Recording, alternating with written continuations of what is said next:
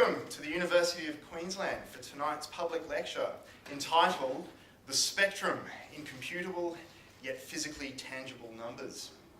I'd like to start by respectfully acknowledging the traditional owners of the land on which we gather and meet, and pay respects to elders past, present and emerging. My name is Philip Isaac. I'm an academic staff member in the School of Mathematics and Physics here at UQ, and I will be your host tonight. I extend a warm welcome to guests, colleagues, students, and in particular, participants of the 14th AMSI Winter School in Mathematics, which is currently underway here at UQ. I'm here tonight because of my role as event director. We have about 30 students and researchers on campus for this two-week event. The theme this year is curvature. There are several sponsors that I would like to acknowledge. So first of all, AMSI, the Australian Mathematical Sciences Institute, the Australian Government Department of Education and Training, the University of Queensland, the Queensland Cyber Infrastructure Foundation, the Australian Research Council Centre of Excellence for Mathematical and Statistical Frontiers, the Simulation Group, and BHP Billiton. Tonight's public lecture is one of the highlights of the Winter School. Our speaker tonight is Associate Professor Julie Rowlett from Chalmers University of Technology in Sweden. She is in Brisbane as part of the Winter School, giving a short course on heat flow and geometry. Originally from Seattle, Washington in the United States, she completed her PhD in 2006 at Stanford University. She's held various research positions since then, to name some institutes where she has worked: the University of California, Santa Barbara, the Max Planck Institute for Mathematics in Bonn, Germany, and the University of Göttingen, also in Germany. In 2015, she moved to Gothenburg in Sweden to take up her current position at Chalmers University of Technology. Now, last year she was nominated to serve on Sweden's National Committee for Mathematics. So this could be the result of not only her incredible mathematical work, but also the amazing community outreach and representation of the mathematical community, not just in Sweden, but globally. You might be interested to know that she's published a book entitled Blast into Math, a fun and rigorous introduction to pure mathematics, aimed at an audience of students and enthusiasts of mathematics to assist with understanding rigorous, proof-based maths. She can speak at least 7 languages, and her hobbies include martial arts, scuba diving, making and listening to music, dancing and cooking. Now please make her welcome tonight as she presents The Spectrum, Incomputable Yet Physically Tangible Numbers.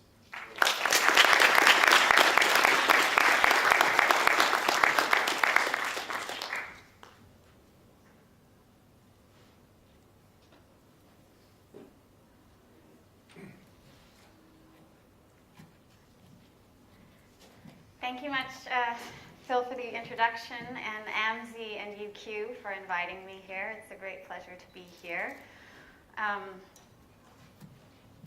Interestingly enough, Brisbane's winter is about the same as Sweden's summer. So I'm going to talk about the spectrum, which some of you might already have an idea about. Some of you might wonder, what's that? And hopefully everyone by the end of this lecture will have some sense of what that means and how it relates to both math and physics and actually music. So Phil actually already mentioned all of these things, so I think I can skip this.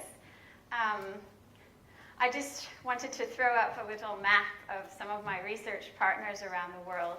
I do have research partners here in Australia and in New Zealand and in various other corners of the globe. Some of you may be wondering, what's this little one? It looks like it's in the middle of the ocean. That was my best attempt at Cyprus.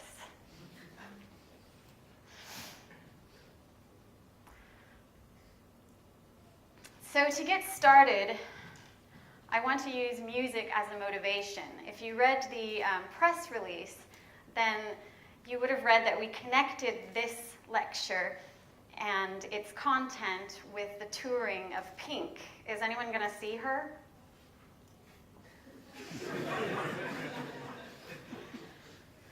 I'm not either. I'm flying back after this, but okay. I did see videos of her last concert. I don't know if it was her last concert, but a Funhouse concert in Australia, and there were some, it was pretty impressive.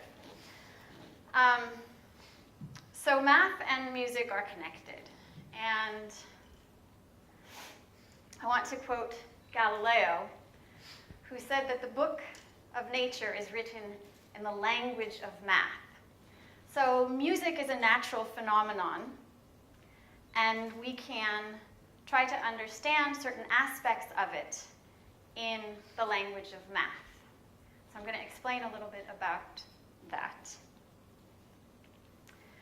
So I want to use the example of a guitar string.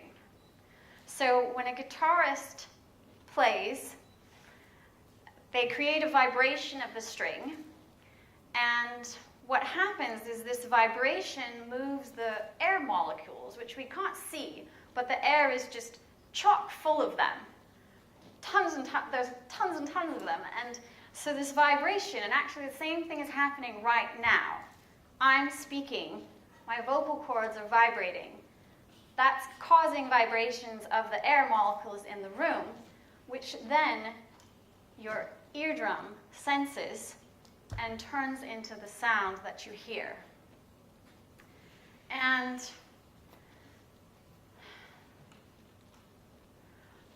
the sound, the particular sound, depends on a lot of different things. Fundamentally, it depends on the length of the string. So we'll see some examples of that with the guitar playing. It also depends on the material of the guitar string and the particular construction of the string. And it depends upon how the string was set into motion. So I'll show a video which shows some different techniques for setting a guitar string into motion. Okay, I have to figure out how to play this video.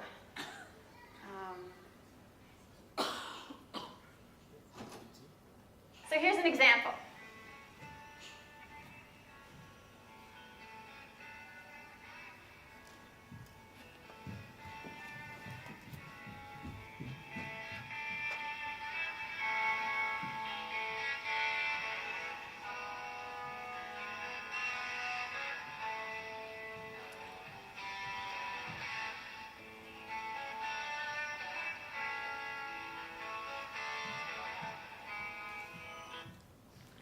Okay, so you see here the sound changing as he changes the way he's strumming the guitar. Some of you may recognize this. Does anyone recognize this song? Come on, seriously. No guitar enthusiast? Some of you guys from the Winter School. Van Halen? Eruption? Okay, somebody recognizes it, good. Okay, so the vibrations created by the guitar string and the sound waves, that's also a physical phenomenon that's happening, right? These vibrating strings of different lengths, creating sound, hitting our eardrums, and then we hear it. And I like to say, oh, sorry. There we go. I like to say that physics and math are the same. We just use different words. So we can take the physics of the vibrating guitar string and translate it into the language of math, and then understand something about what's going on from a mathematical perspective. So to do this, we're going to mathematicize the guitar string. So for the sake of simplicity, we're going to pretend like the string is just one-dimensional. We're going to ignore the cross-section of the guitar string. Just pretend like it's a one-dimensional segment. And in this particular example, we're going to mathematicize it as a segment in the real line, starting at the point 0 and going to L. okay? And so what's happening, so these are the ends of the guitar string which are being held fixed. And then in the middle, it's vibrating. So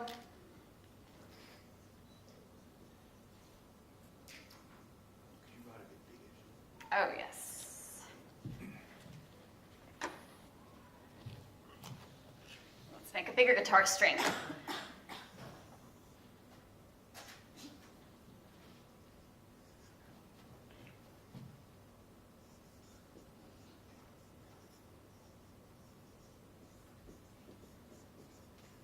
So the ends are fixed. They're not moving. And I'm going to let u of xt, this is the height at time t and position x on the guitar string. And so a height of 0 corresponds to this stationary position. A positive height means that you're above this flat height, and a negative value means that it's below. Okay? So, according to the laws of physics, this function, which describes the height at time t and position x, after the string has been plucked or tapped or strung, put into motion in some sense, it satisfies a certain partial differential equation known as the wave equation, which is up here. And for the sake of convenience, sometimes you'll see a little c squared on this side, but we mathematicians like to normalize our units in such a way so as to make that coefficient be 1. You can think of it as using funny mathematicians' time units. Because if you change the units of time, you can make that constant 1, and this will make the whole equation a little simpler when we solve it. Okay? And so, because the ends do not move, they remain at that neutral height 0, and that's what this is saying. And this function f of x describes how the string was put into motion. So for example, if I pull it up right in the middle,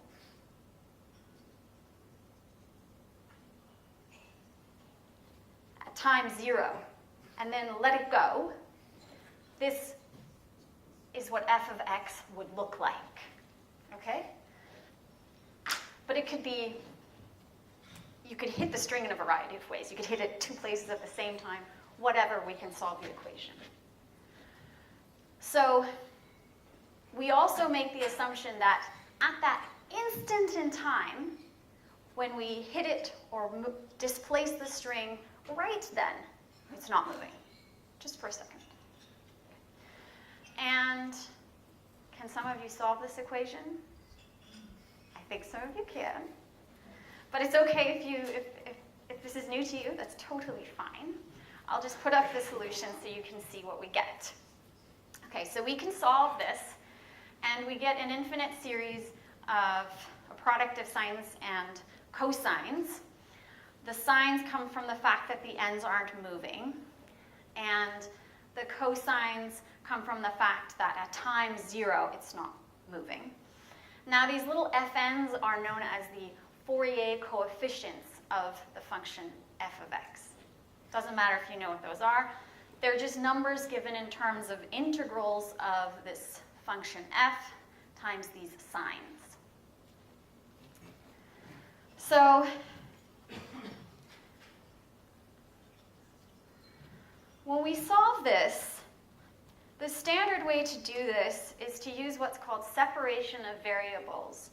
It's kind of a means to an end. So you write the equation, and some of you might be interested in this.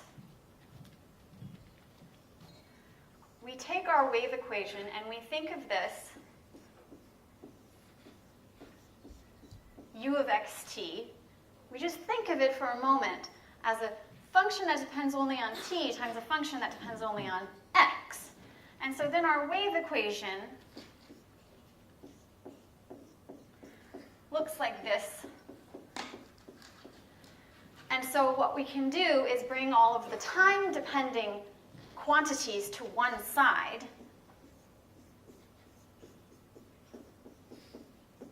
and the space-depending quantities to the other side.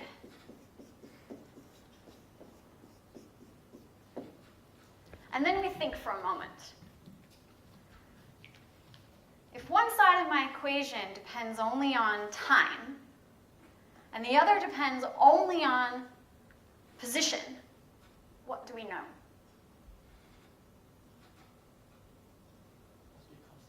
Both sides have got to be constant. That's right.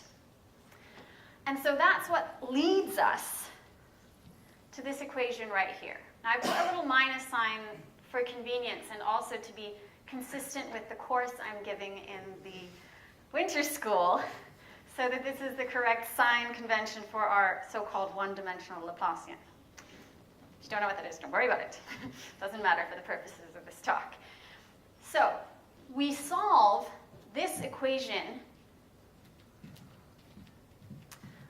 first. So we turn this into, so we write, these sides are both equal to a constant, some number.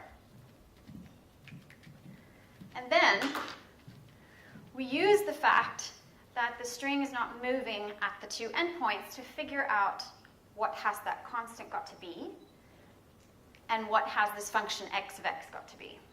Now, it turns out there's actually lots of constants we get. And these are these numbers, n squared pi squared divided by L squared. These are known as eigenvalues. So they start with pi squared divided by L squared. The next one is 4 pi squared divided by L squared, then 9 pi squared divided by L squared, and so forth. And if we take the entire infinite collection of them, that's what's known as the spectrum in this setting. Okay?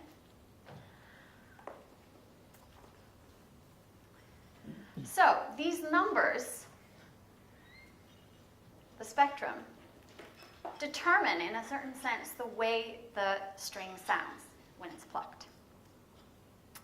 And you can see if the length goes down, since it's in the denominator, these numbers go up.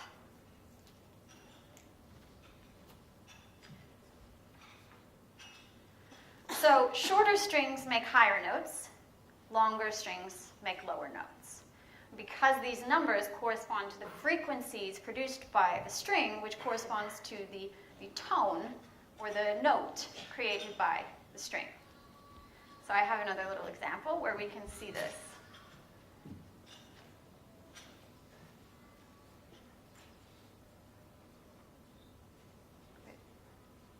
There we go.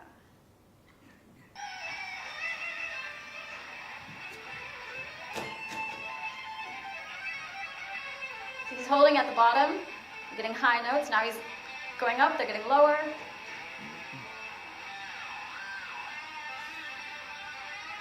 Now he's doing this awesome thing called tapping, which creates a short vibration between the 2 points where he's holding the guitar.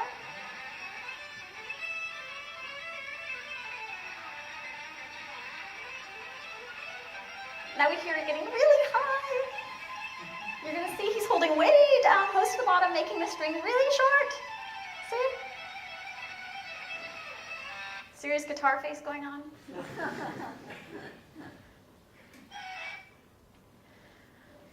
Okay. So we could solve this when we pretended that a guitar string was a simple one-dimensional object. But a real guitar string, I actually learned this preparing this talk. I didn't know this before. Real guitar strings are actually really complicated. They have a core, which in this picture is cylindrical, but it can actually be hexagonal and I don't even know, maybe other shapes. So it has some sort of solid bit and then coils around it.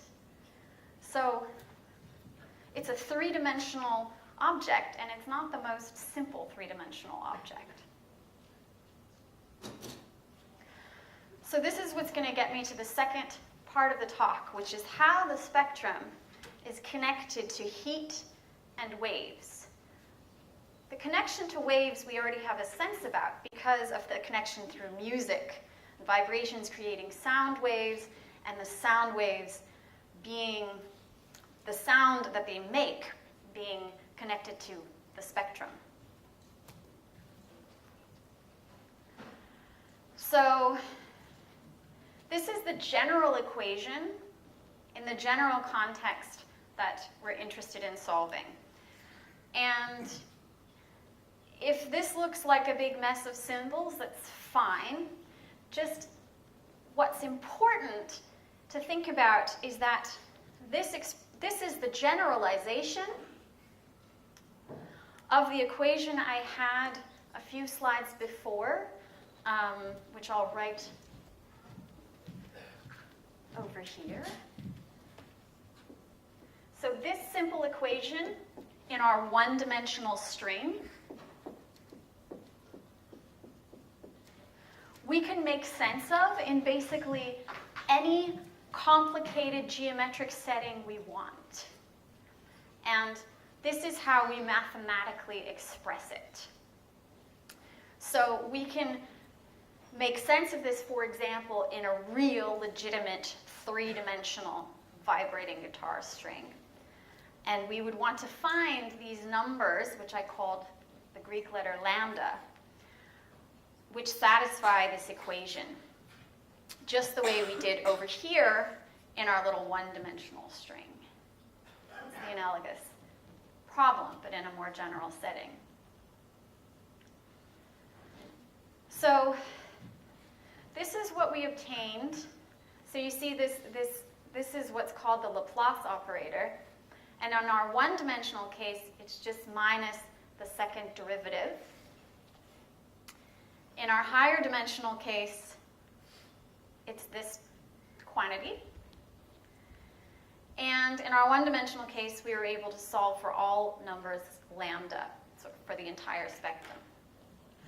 Now, if we wanted to do this and write down the lambdas, the eigenvalues, the spectrum, for a real three-dimensional string, it would be a lot more complicated.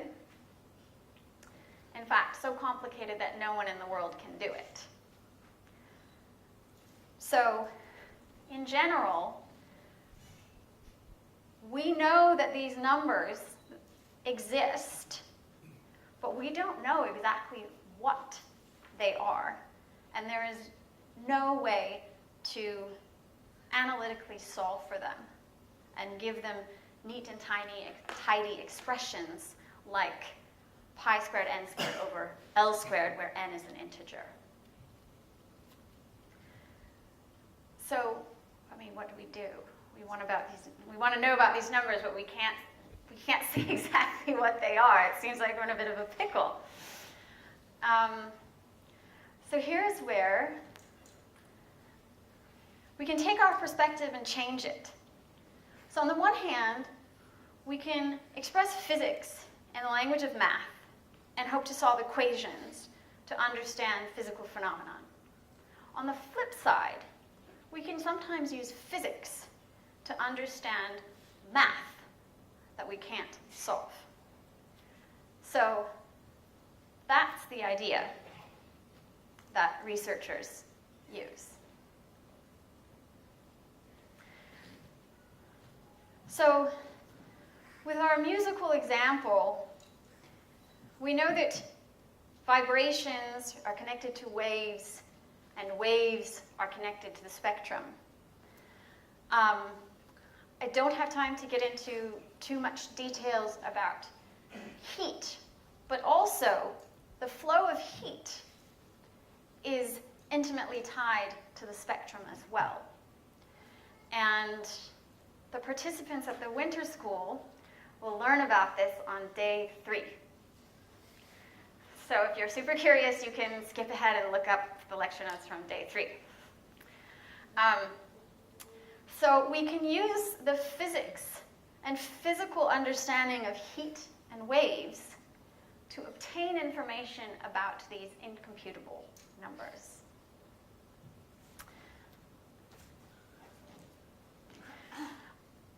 Okay, So the spectrum is this set of numbers, and it's a set of numbers associated to any geometric shape. So we could talk about the spectrum of a chair.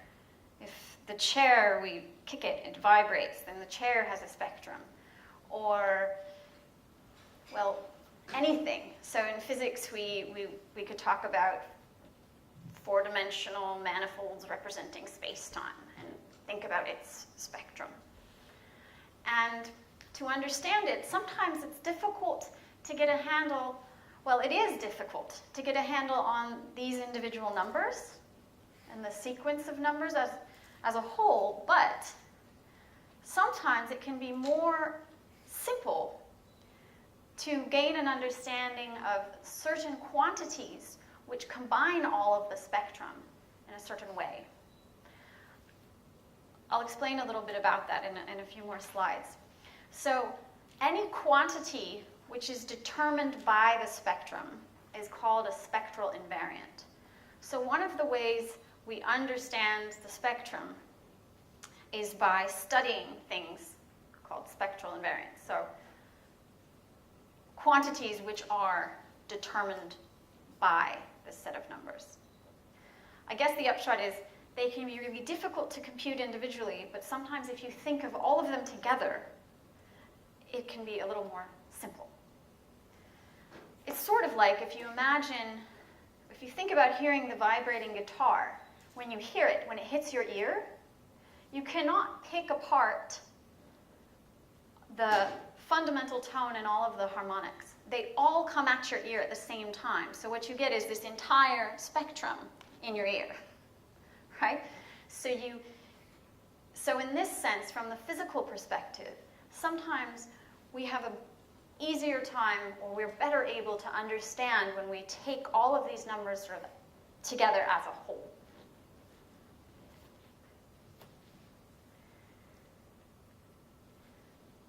Okay, so I mentioned heat and waves are two ways of gaining an understanding of the spectrum and eventually, hopefully, proving mathematical theorems. And when we want to use heat, or the heat equation method,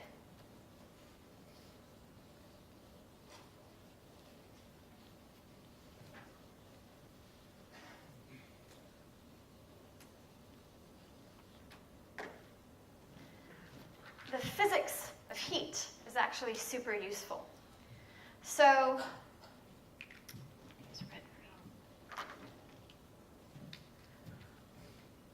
a fact about heat is if I light a little fire over here, this spot is going to be quite hot.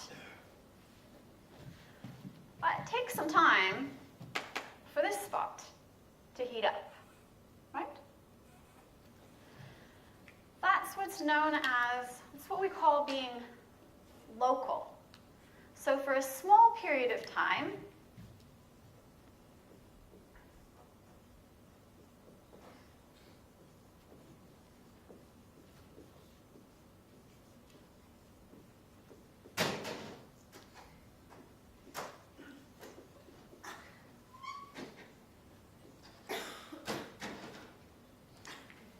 heat is local. So to understand the flow of heat, what we can do is understand what's happening in each little patch of the object we're studying. So, for example, let's say we're thinking about what shape of a pan should we make, or how is the flow of heat in my circular-shaped pan going to compare to the flow of heat in my rectangular-shaped pan?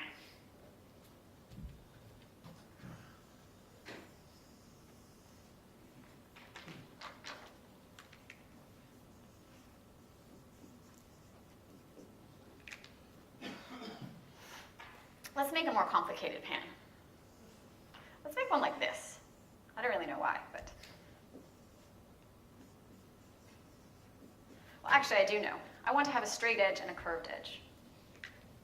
So, to understand what's happening with the flow of heat, we just need to understand what's happening in each little region. Okay? And if we can do that, then we can sort of patch together our understanding for the region as a whole and compute things. So in particular, we'll be able to compute some spectral invariants that come from the heat equation, or the solution to the heat equation, which describes the flow of heat.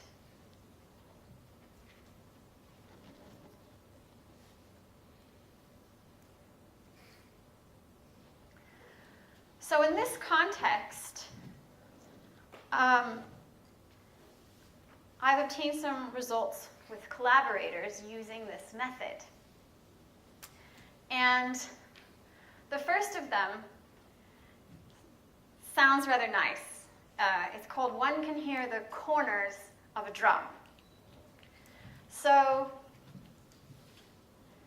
now I drew these corners rounded out because I was thinking about my actual rectangular pan at home, and it's got rounded out corners. It doesn't have really sharp corners, and you know there's probably a reason for that. Maybe it would be a good bachelor's thesis. So let's now draw this one with proper corners. Okay, these are corners as well. Let's draw something else. A nice circular pan. Oh, it's not quite a circle.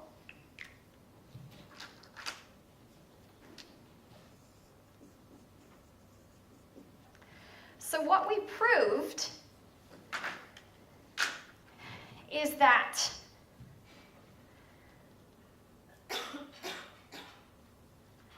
these two regions, so when we solve our equation for the spectrum,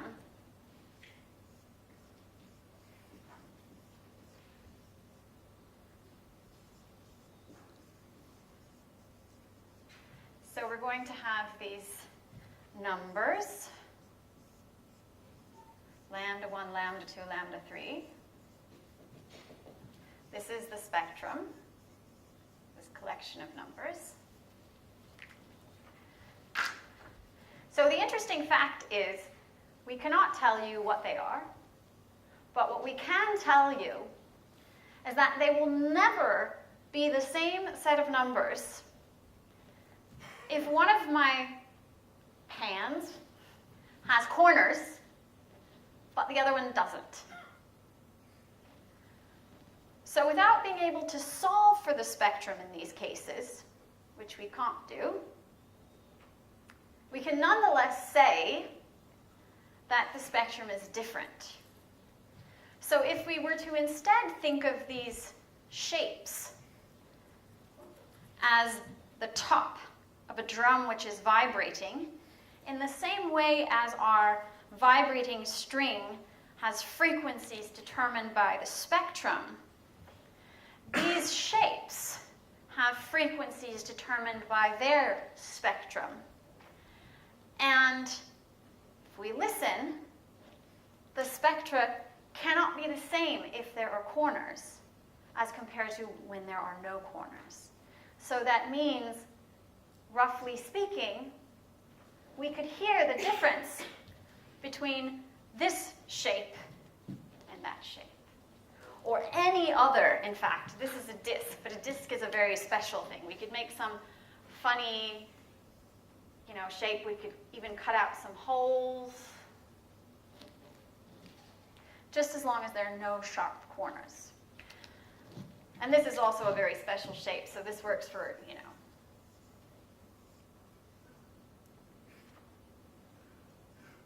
any polygonal type thing, something which partially has nice smooth pieces but then has sharp edges, in all generality. So, in a similar spirit, we proved that if you think about now polygonal shapes,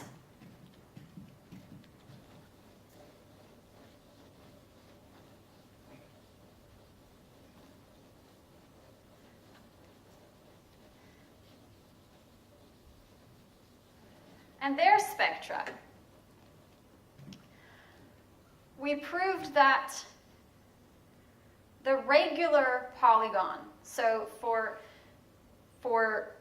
triangles, the regular triangle is the equilateral triangle. For quadrilaterals, it's the square. And in general, it's a polygon which has all sides equal and all angles equal.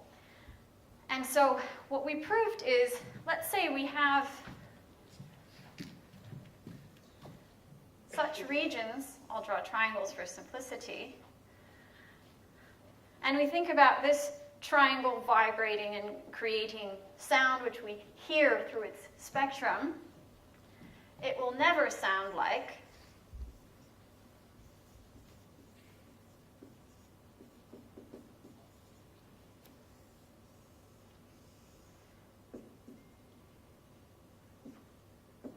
the equilateral triangle.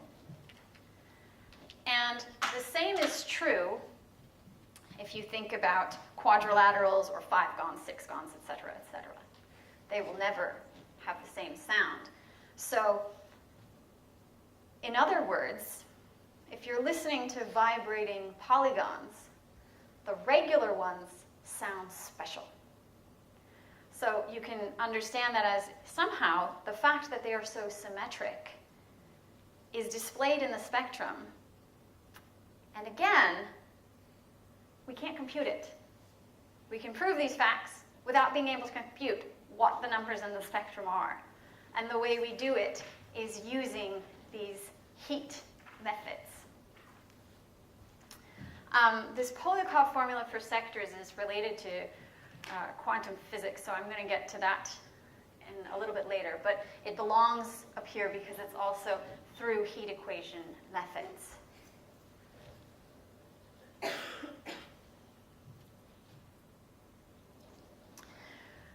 Okay, so one of the ways to create a spectral invariant is something known as the heat trace, which we're going to talk about on Wednesday. And so you take all of these eigenvalues, you take e to the minus lambda n, that's the nth eigenvalue, times t. And so you can see this is an example of what I called a spectral invariant because these numbers lambda n determine what this is. And so this is called the heat trace. And in all of the aforementioned results, we use this to understand the spectrum as a whole. And the last result, with the word Polyakov formula, maybe some of you might recognize the name of Polyakov, who's a physicist working in conformal field theory.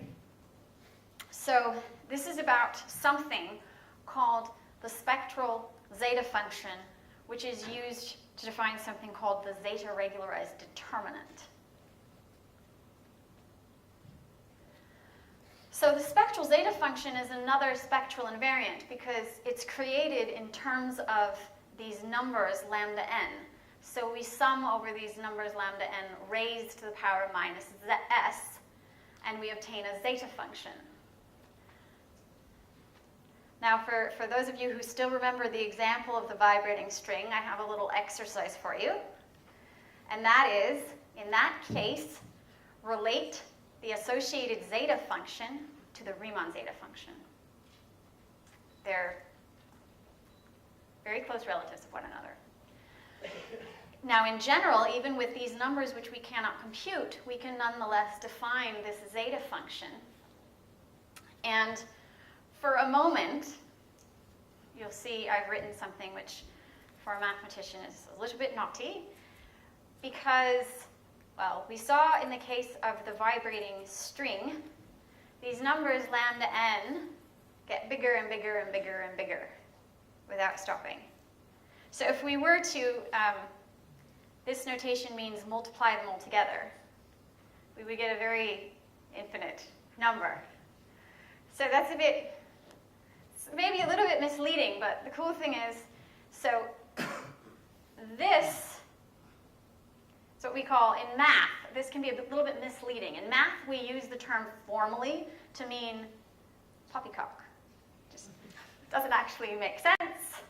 It looks nice, but there's no substance behind it. So this middle part doesn't make any sense, but this right side actually does make sense. So this function, we use this heat trace to show that it's not very obvious that it makes sense if s is equal to 0, because when you raise any number to the 0, and minus 0 and 0 are the same, you get 1. If you add a whole bunch of 1s, you get a pretty big infinity. So that doesn't look like it makes sense, but actually there's a way to make sense of this when s is equal to 0 using the heat trace and a special function known as the gamma function. So we can actually make sense of this, and in my work with Clara, we were able to use this to compute this determinant. And one of the things that we proved is if you look at it on all rectangles of area 1, it's uniquely maximized by the square, and it tends to 0 when the rectangle flattens out. So why this is interesting, I always like to quote Stephen Hawking. So it's interesting because Stephen Hawking says it's interesting. And that's a quote from him from before I was born, so I have an excuse for not really understanding what it means. Also, since I'm not actually a physicist, just a mathematician. So apparently, yes, it has these great physical applications for calculating important physical quantities related to important physical stuff that we'd like to understand, like black holes. So this is why people are interested in understanding this determinant and being able to compute. So we mathematicians use our math tools to compute as much as we can. We're also guided by some physical intuition, and then we can say, hey, physicists, we've computed this about your determinant, aren't you happy? So now I'm actually continuing that work with someone who's a bit more of a physicist, hoping to gain further understanding of the determinant. Okay, so I mentioned these results where we can, quote, hear certain shapes in the sense that their spectrum is unique. So this is related to, or inspired by, a paper called Can One Hear the Shape of a Drum by Mark Katz. So if you are a mathematician, and I think if you're in my winter course it might be suggested reading, it's a really fun article. It's written in a nice way. And there are some mathematical leaps, but at least I appreciate Katz's honesty because he tells you when he's making a mathematical leap, not just sort of hiding it under the rug. He's honest about it, so that's nice. So the question is, now imagine we can draw any shapes we want, with corners, without corners, anything you want to draw on the blackboard. And then we make those the tops of a drum, and they vibrate. And the question is, if they sound the same in this sense of having the same spectrum, are the shapes the same? Now, it took quite a long time to answer this question, and it was first answered actually 5 years before Katz's article for 16-dimensional objects. And the answer was no. We have 16-dimensional objects which are different shapes, but they have exactly the same spectrum. Then years passed, and it wasn't until the 1980s that there was a big breakthrough. And this was in 4 dimensions. So there's a method called the Sonata method, which uses techniques from number theory to cook up four-dimensional objects which have the same spectrum. but are different shapes. Okay, that's still not regions in a plane. It's still not the physical example that we want. We can't stick a four-dimensional thing on the top of a drum and make it vibrate. It's impossible. So it's still not answering the question. So it wasn't until 91 that Carol Gordon and her husband David Webb and their collaborator Scott Wolpert answered this question. And actually, it's a bit of a cute anecdote. So I forgot to do this, but I usually put a little heart between these two because they're married. And Carol Gordon told me that when they were working on this, trying to figure it out, so the idea was you take some surface, some origami surface, and you want to fold it in two different ways so that you get two different shapes. So you start with the same surface. You start with your same origami creature, but you fold it in two different ways so as to get two different shapes that nonetheless have the same spectrum. So their house was filled with these little paper origami things as they were trying to figure out how to do this. And if you read their paper, you'll see this complicated origami figure and how it gets folded down in two different ways to create two different shapes, which have nonetheless the same spectrum. I didn't include the picture, but this is an exercise that anyone can do. Look it up. You'll find it in Wikipedia.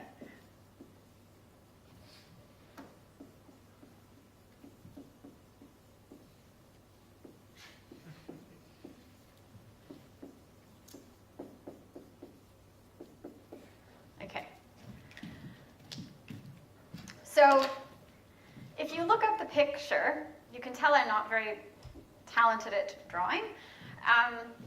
But if you look up the picture, you do this exercise, what you're going to see, and some of you can do it now, you can whip out your phone or a computer, you're going to see that the example, there are two different polygonal domains.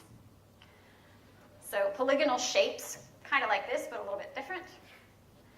And they have the same spectrum, so if we built drums out of them, they should sound exactly the same.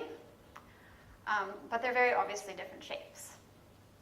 So this example is going to motivate some of the questions I want to leave to the audience at the end of the talk, which are open questions in this field. So I had mentioned how we use heat and the physics of heat to obtain results for the spectrum, but we can also use waves and something known as the wave kernel and the wave trace. So I showed you the heat trace before. It's a spectral invariant. And the wave trace is also a spectral invariant. That should be a subscript, this little lambda n. So I came up with this idea. It's what's known as, in the math world, a tempered distribution. And I do not think that mathematicians use the word tempered or temper in the way we use it in everyday language. But what a tempered distribution is, it's a sort of function, it's a sort of generalized function, which can be singular. It can be badly behaved.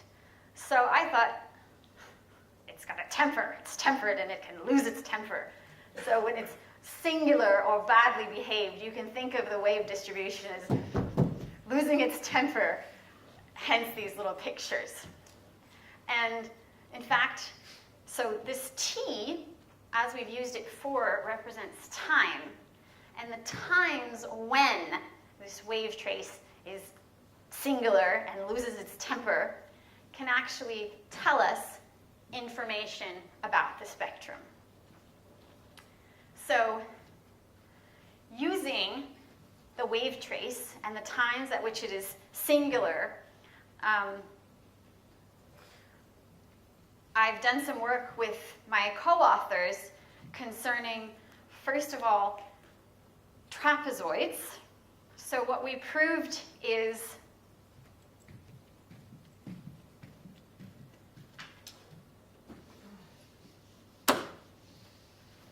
if we have two different trapezoids, basically, different trapezoids sound different. So in other words, if we're just talking about trapezoid-shaped drums, we can hear their shape. So if we've got two trapezoid-shaped drums, they sound the same, same trapezoid. They sound different, different trapezoids. And we proved this using the wave trace and the times at which it is singular or loses its temper. And part of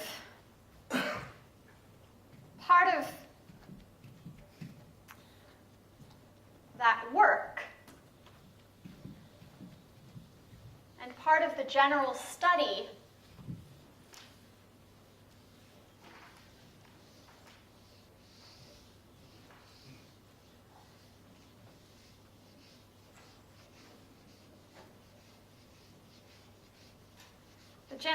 using wave equation and wave trace methods is based on the physics of billiards. Yeah. There's really cool stuff, actually, you can do with the physics of billiards. And in fact, an Australian mathematician, Andrew Hassel, has a really famous example concerning quantum ergodicity.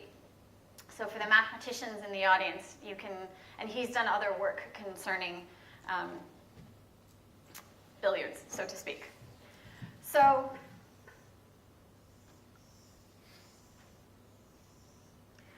take some shape and imagine that it's the top of a billiard table. And then what you want to understand is take my little miniature billiard ball, and it starts at some point, and we shoot it at some angle.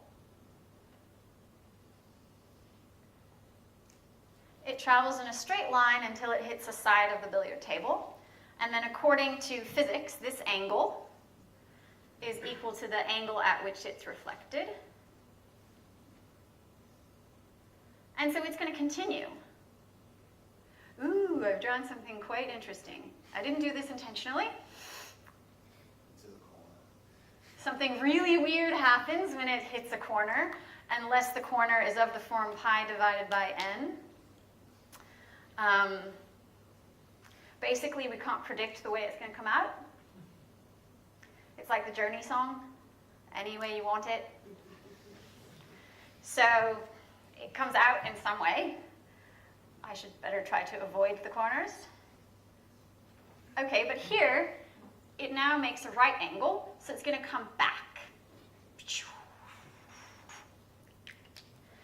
So I have just created what's known as a closed geodesic because its path from this starting point, we travel along it, and this billiard would just keep bouncing along the same path back and forth, back and forth, back and forth. So what we had to do involved a study of such closed geodesics in polygonal billiards. There's actually surprisingly little known about it.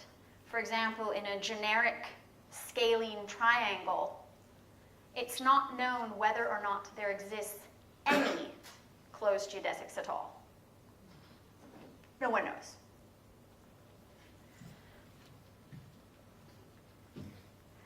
So that leads to the conclusion of my talk, where I want to mention further unknown questions, especially for you young mathematicians. I think I saw some very young audience members, maybe future mathematicians. And so when you looked at this exercise, the picture of these so-called drums that would sound exactly the same, you'll see two things. One, they're not convex. So there's sort of, this is a convex thing, but they have, I don't know, one of them sort of looks like a rocket, I think. It's sort of like this, not really. So, roughly speaking. So this is what prevents it from being convex, because to be convex, and this as well, to be convex, you have to be able to take any 2 points and connect them and stay inside. But if I try to go from this point to, say, that point, I go outside. I mean, connect them with a straight line, not, this sort of thing. So they're not convex. And to this day, no one knows if you say, I'm only interested in convex shapes. Do convex shapes have the same spectrum? Are they the same shape? It's an open problem. Similarly, their example has corners. And if you think about a standard drum, well, it's round, nice, smooth, no corners. So if you say, well, I want to just think about smooth drums. If 2 smoothly bounded drums sound exactly the same, if they have the same spectral, are they the same shape? No one knows the answer. Researchers have been doing work in this direction, making it appear plausible. The answer is actually, if they have the same spectrum, they're the same shape. But at this point, no one knows. And finally, we know certain spectral invariants, but we don't know everything. So there's a whole world to be discovered. In conclusion, some of the topics that we had today, we started with the eigenvalues. Those are those individual lambdas coming from this equation and its generalization to higher dimensions and more complicated geometric settings. When we collect all of those together, that's called the spectrum. And the spectrum is closely related to the flow of heat and the propagation of waves. So ways to understand the spectrum are using our physical understanding of heat and our physical understanding of the propagation of waves. So those are 2 big techniques for proving things mathematically about the spectrum, which in general we can't compute. So, tack is how we say thank you in Swedish.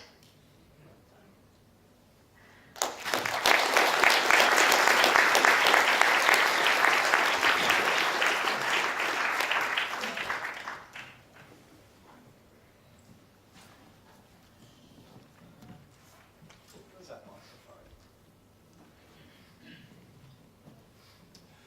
Okay, well, thank you, Julie, for a wonderful talk. Oh, there's the microphone at the back. Okay. Does anyone have any questions? Yeah. So we have a microphone here. Andre will pass it around. Yeah. So earlier in your talk, you talked about how the spectral zeta function was a close relative of the Riemann zeta function. So I was wondering if someone were to one day prove the Riemann hypothesis, would that have any implication for this field of physics? Well, that was only in the specific example of the vibrating string. So the spectral zeta function for the vibrating string is basically, if you take the Riemann zeta function at the value s, then you take the zeta function for the string at some multiple of s. So anything you prove for one, you obtain for the other. Now, for the more general zeta functions, we don't have such a precise relationship. So for general zeta functions, we wouldn't be able to make any conclusions based on results for the Riemann zeta function. Does that make sense? Yeah, thanks. Okay. There was a question over there, too.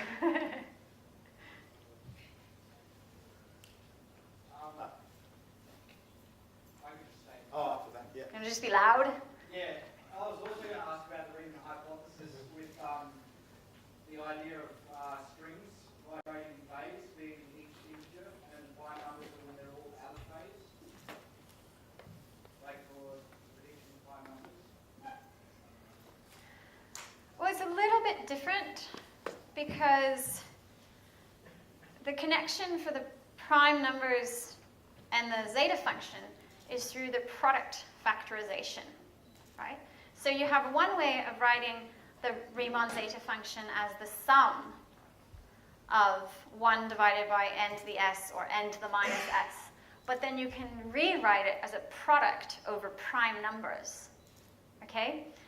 And so the meaning of the n's and the p's is a bit different. There's a collection of zeta functions known as dynamical zeta functions, which are related to the wave equation and also these closed geodesics. And these dynamical zeta functions are, in some sense, they have a similar relationship to a certain set of prime objects. So they also have a sort of product formulation and sum formulation similar to the Riemann zeta function.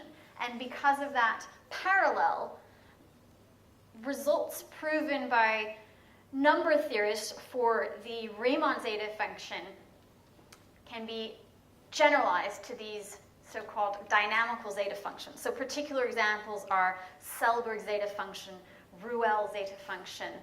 But for these so-called spectral zeta functions, there's no analog of the prime numbers to pop in. So it's not quite parallel. It doesn't really have a parallel relationship the way the Riemann zeta function does to the primes. It would be really cool and interesting to understand if there is some collection of sort of prime objects you could pop into a product formula to express a spectral zeta function the way one expresses the Riemann zeta function. I don't know what that would be. Ask a question.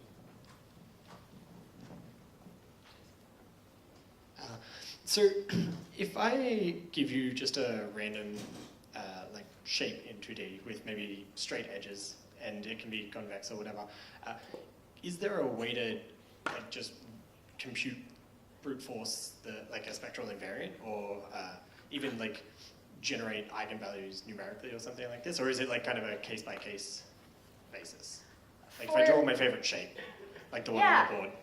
You draw your favorite shape, and you call Andrew Hassel, and then Andrew Hassel calls Alex Barnett, and then they get on the computer. So what can be done in cases like that, there are some good numerical methods to approximate the spectrum. So they'll approximate like millions of eigenvalues. So they can basically, depending how long you're willing to wait, approximately compute as many as you want. But the difference is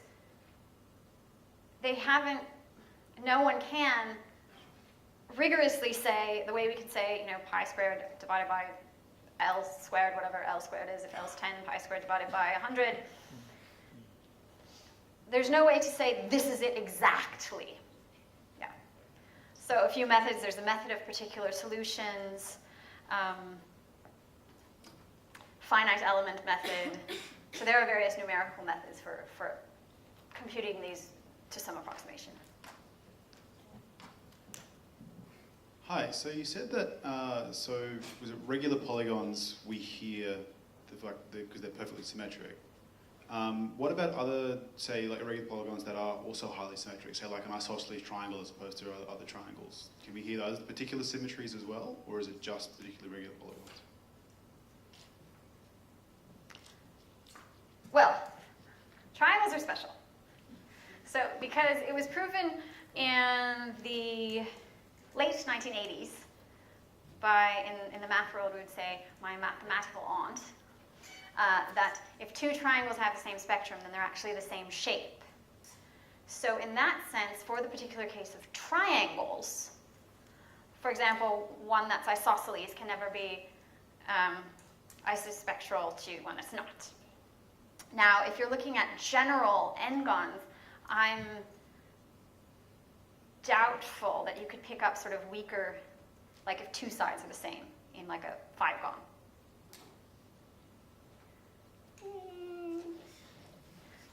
Maybe, maybe not, but it's not known in any case. Yeah. Question up.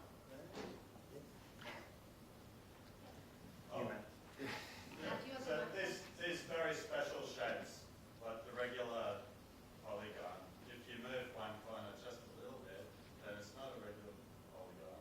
And the baking tray with corners, it's not very far away from its smooth. So what's happening to the spectrum as you deform one of these shapes to the other one? Well, so if we talk about, say, let's think about, we've got our rounded corner in our baking dish, and then we kind of make it sharper and sharper. What happens is this heat trace that I mentioned.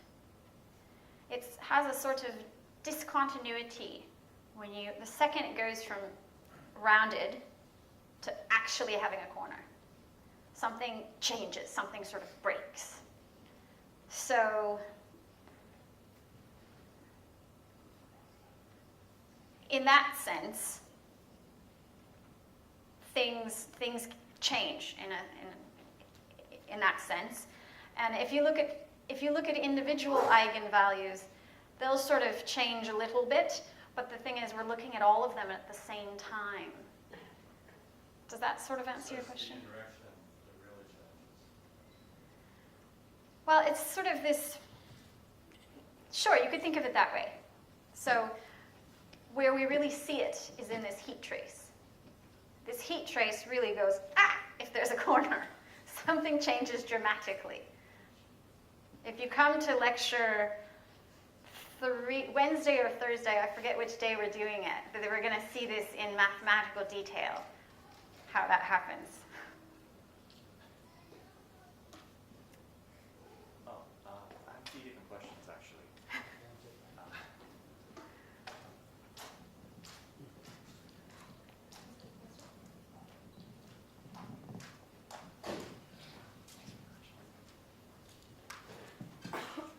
Okay, yep. So I have a few different questions.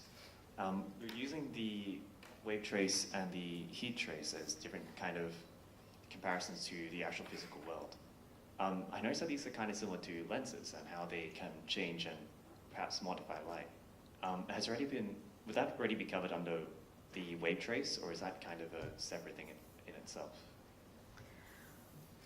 Well, when we look at the times, so it's related to the wave trace because for certain geometric settings, so let's say smoothly bounded domains in the plane, the set of times at which the wave trace is singular is contained in the set of lengths of closed geodesics. Okay? And that set of lengths of closed geodesics, this is, well, the closed geodesics are governed by the laws of physics and how a beam of light, for example, when it hits a surface is reflected. So there is that connection. Now, this is a containment. So what it says is these lengths of closed geodesics, the paths that come back to the same point and then would repeat again, the times at which the wave trace is singular is contained in those set of lengths. But we don't know if those times are actually equal to those set of lengths. It's an open question. In certain settings, this is an equality, like on negatively curved manifolds. But I can't draw them on the board. Could I ask just one more question, too? I think it was...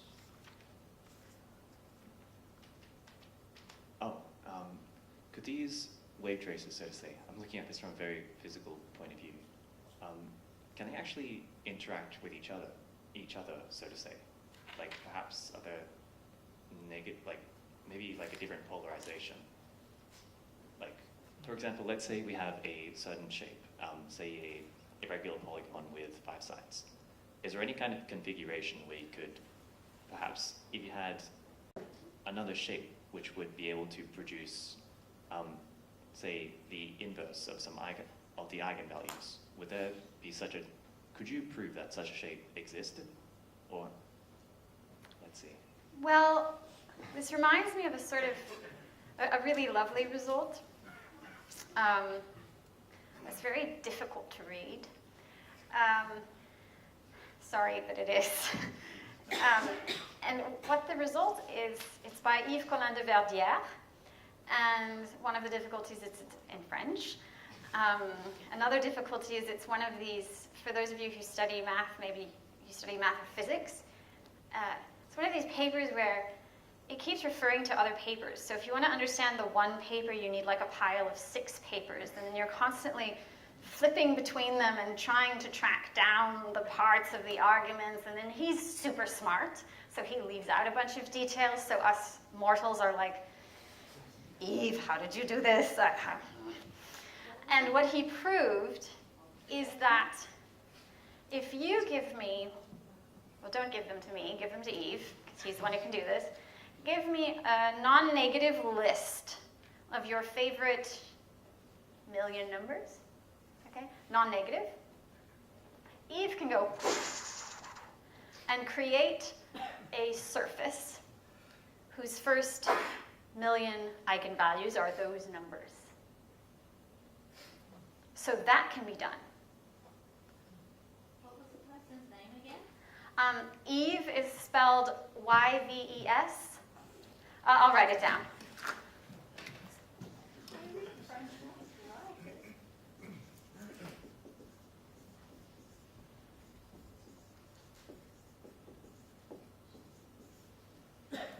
So Yves is his first name and Collin de Verdière is his last name. And he is a fantastic mathematician who also writes certain papers that are wonderfully readable. So this particular paper is just, I find a little bit difficult. What was the name of the paper? Oh, I'd have to look it up.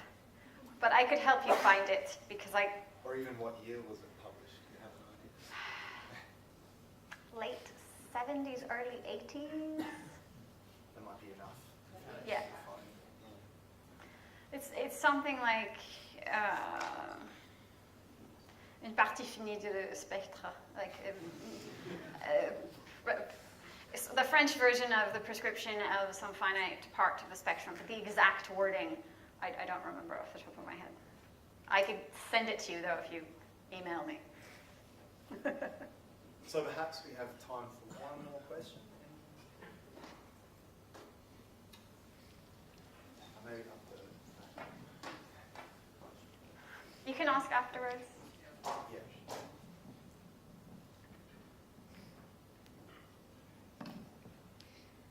Thank you for the talk. I'm not a mathematician, but I'm curious now if we understand the heat of a coiled cooking pan around a cylindrical cooking pan, would we make better guitars, and would Van Helsing be happy about this? Like, I guess what does computing the eigenvalues mean for musicians? Well, I was thinking about something related actually yesterday. It's not exactly this coiled guitar string question, but yesterday as I was walking through your lovely city and thinking about this connection that was made in the media release to Pink, I was thinking about vocal cords. And I was thinking, for the particular example of vocal cords, can we prove that if 2 vocal cords have the same spectrum? Now, the way the spectrum changes depending upon how you stretch it, you know, when you talk, you make them longer or shorter to make higher or lower notes. That we understand is just dividing by the lengths, whereas it doesn't matter how long they are, actually. It's just mattering the structure of the vocal cord. So if 2 people, say, were to have the same spectrum for their vocal cords, would they then have biologically identical vocal cords? And this is a question I suspect the answer may be yes, they would. Because there's some, if I hear correctly through the media, etc., but there's some notion that you can uniquely identify people from the sound of their voice. So it could be rather interesting to study, can we mathematically, rigorously prove that? So certainly the particular construction of, say, a vibrating string on whatever instrument it may be is going to affect these numbers, the spectrum, and it's going to affect how that vibrating object sounds. So understanding it can be interesting from that perspective. All right, well, just as a way of saying talk, I'd like to ask Erchuan Zhang, who's from the University of Western Australia, one of the participants at the Winter School, to give you a small gift as a way of saying thanks for your time. Thank you. For this presentation.